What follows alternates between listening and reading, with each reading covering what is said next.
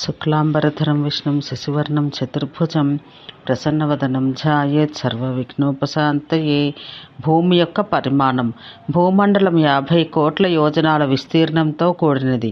జంబూద్వీపం మొదలగు 7 ద్వీపములు ఒకదానికొకటి రెండింతలు కలవు. వీటిని అన్నింటినీ చుట్టి లవణం మొదలగు 7 సముద్రాలు కలవు. జంబూద్వీపం లక్షల యోజనాల విస్తీర్ణం కలది. దానిలో హిమవత్ పర్వతం మొదలైన 7 కుల పర్వతాలు కలవు.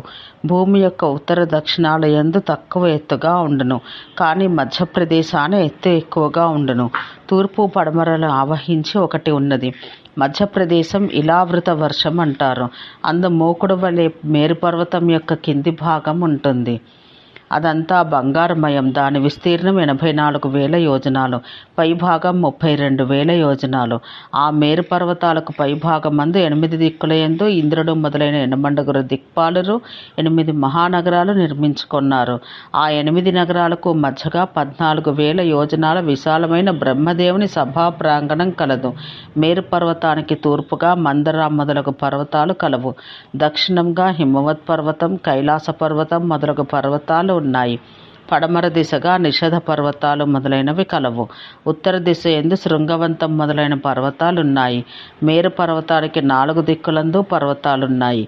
తూర్పునందు గంధమాదన పర్వతం కలదు. అందులో జంబూ వృక్షం ఏనుగంత నేరేడు పండ్లు కలదే ప్రకాశిస్తున్నది. ఆ పండ్ల నుండి రసం భూమిపై పడుతుంది. అదే బంగారంగా మారుతుంది. ఈ బంగారమయమైన రసం మేరుపర్వతం చుట్టూరా నదిగా ప్రవహించుచుండును. అందువల్ల ఈ ద్వీపానికి జంబూ ద్వీపం అని పేరు. శ్రీ మహావిష్ణువు భద్రాస్వరూపంతో హయగ్రీవంగా ఉండును. భారతదేశమందు కూర్మ రూపంతో ఉండును. కేతు మార్గమందు వరాహ రూపంతో ఉండును. ఉత్తర మార్గమందు మృత్యుంజయుడుగా ఉండును. ఈ మేరు పర్వతానికి 4 దిక్కులైందో 4 ఉద్యానవనాలు కలవు. ఇంకను అనేకమైన పర్వతాలు, విచిత్ర వనాలు, చెరువులు, బంగారం, మణుల చేత నిర్మించబడ్డ భవనాలు, సుందరమైన మేడలు, అంతఃపురాలు ప్రకాశించుచుండును. ఆ పర్వతాల యందు పుణ్యవతులు, యక్ష, కిన్నర, గరుడ, సిద్ధ, సాధ్య, చారణాదులను వారు ఏ విధమైన విచారం లేకుండా ఫలాలను అనుభవిస్తారు. అందువల్ల హిమవత్ పర్వత దక్షిణ ప్రాంత భూమి అంతా కర్మభూమిగా ఉన్నది. అందుండే జనులు విచారవంతులై పలు రకాలుగా ఉందరు. ధ్రువముల నుండి బయలుదేరి శ్రీ మహావిష్ణువు యొక్క పాదం నందు పుట్టిన గంగానది 3 పాయలుగా మేరుపర్వత శిఖరంపై పడి 4 కాలువలుగా 4 దిక్కులా ప్రవహిస్తుంది. దక్షిణ ప్రవాహం కైలాసమందు పడి ఈశ్వరుని యొక్క జటాజూటమందు ప్రవేశిస్తుంది.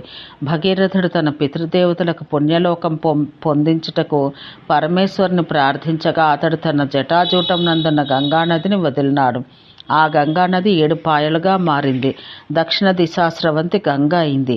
ఆ గంగ భగీరథుని వెంట అతని రథం అనుసరించి భరతవర్షం నందు కురు పాంచాల దేశంలో ఎందు ప్రవహిస్తూ చిట్ట చివరికి సముద్రంలో కలిసింది. మిగిలిన 6 ప్రవాహాలు జంబూద్వీపం నందున్న ఇతర ప్రదేశముల యందు ప్రవహిస్తున్నవి. భారతదేశమందలి ద్వీపాలు, నదుల వివరాలు క్రోష్టికి చెప్పెదను వినుము. భారతదేశమందు ఇంద్రకశేరు, తామ్రపర్ణ, గభస్తిమాన్నిక, సౌమ్య, గాంధర్వ, వారణ, జంబు అని 9 ద్వీపాలతో నిండి ఉన్నది.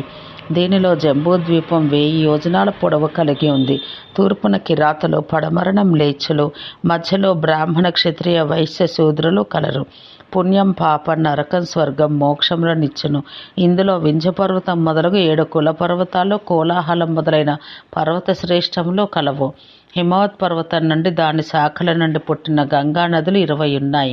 పారియాత్ర పర్వతం నుండి వేదశృతియు, వృక్షాది పర్వతాల నుండి సువాహిని మొదలగు నదులు, వింధ్య పర్వతం నుండి సువాహిని మొదలగు నదులు, సహ్య పర్వతం నుండి కృష్ణ, గోదావరి మొదలైన నదులు, మలయ పర్వతం నుంచి కృతమాల మొదలగు నదులు, మహేంద్ర పర్వతం నుంచి పితృతుల్య మొదలగు నదులు, సుక్తిమంత పర్వతం నుండి ఋషికుల్య మొదలగు నదులు పుట్టి ప్రవహిస్తున్నాయి.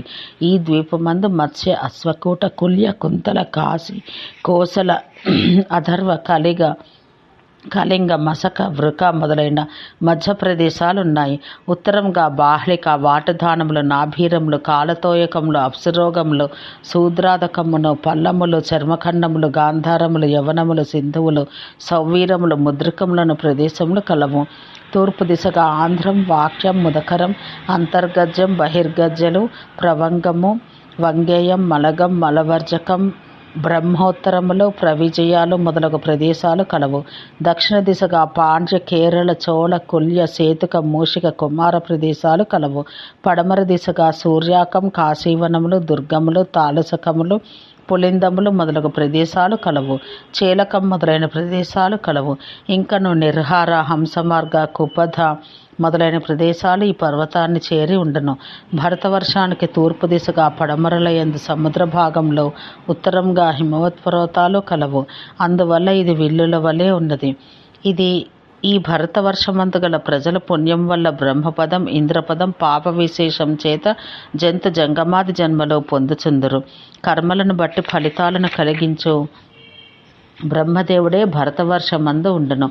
దేవతలు కూడా తమ తమ పుణ్య విశేషం క్షీణించగానే ఈ ఖండమందే మానవులుగా పుట్టి పుణ్యకార్యాలు చేసి మరలా యథాస్థానాలు పొందుచుందురు.